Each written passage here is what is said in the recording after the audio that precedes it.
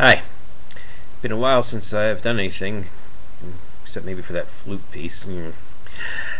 But I haven't done any poetry recently, and I've been meaning to. So here we go. This is a song, longish song, and I'm going to try to do it somewhere between singing and talking blues, since it's somewhere between a song and talking blues. So it's called Lorelei.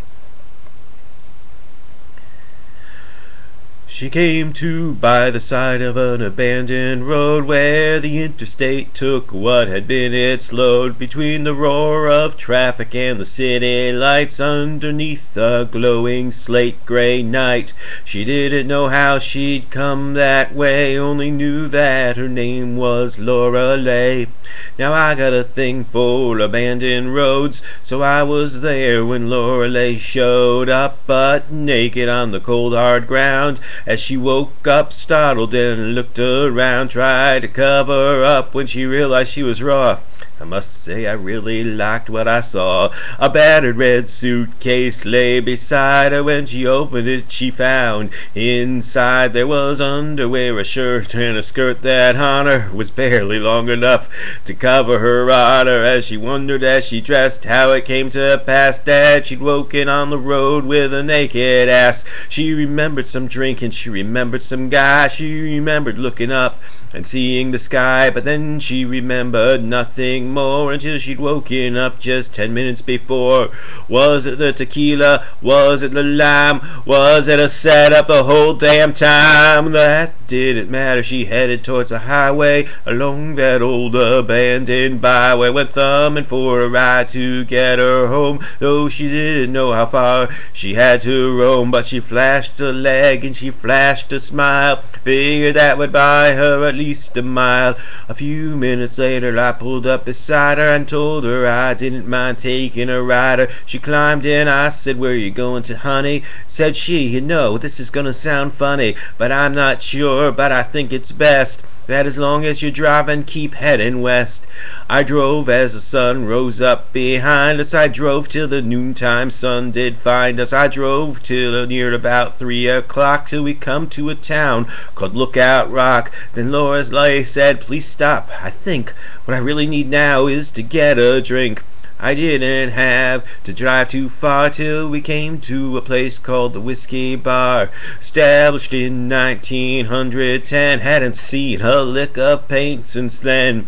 The place was dark and the floor was dirt, but she hopped up on a stool and adjusted her skirt.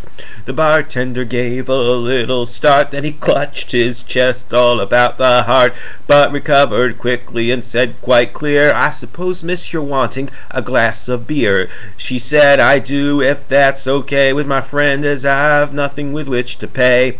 I nodded and ordered one for myself. He took 2 mugs from off the shelf. He put down one by Lorelei. From her he did not look away, while he put down the second in front of me, saying, "Keep an eye on her, this you'll want to see."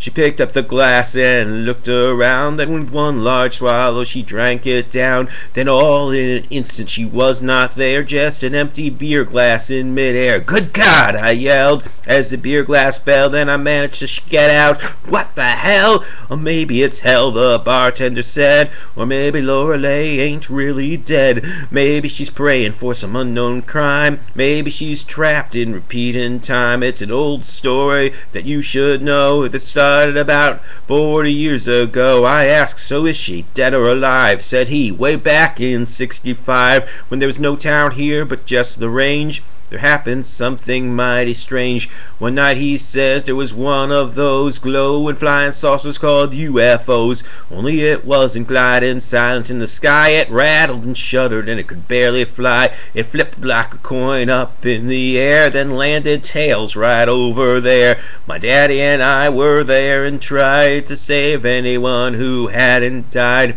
We found some bodies, warm but dead, with smooth gray skin and huge hanking heads. Then when we were just about to go, we heard a woman who was moaning low. And I remember Daddy when he did say, 'That's a good time girl they call Lorelei.' Just then she started to come around. We helped her up off the cold hard ground, and she shook her fist up to the sky. 'Probe that, you bastards!' she did cry. Then just as we tried to help her on, 1 second she was there, the next she was gone. But that wasn't the end. The very next day into this here bar walked Lorelei with some smooth-talking guy who bought her a drink, figuring to get in her pants, I think. In one long swallow she drained it down, then disappeared without a sound. Every several years or so Lorelei comes in with some guy in tow. She sits at the bar and drinks down a beer, then all of a sudden she disappears. And after that, what happens then? I need a whiskey, I said. It happens again. I left Lookout Rock with an aching head, a prayer for Lorelei and a sense of dread that when humans are dead or gone, I fear poor little Lorelei will still be here. I've tried to find her again and help if I can, but I think it has to be some other man.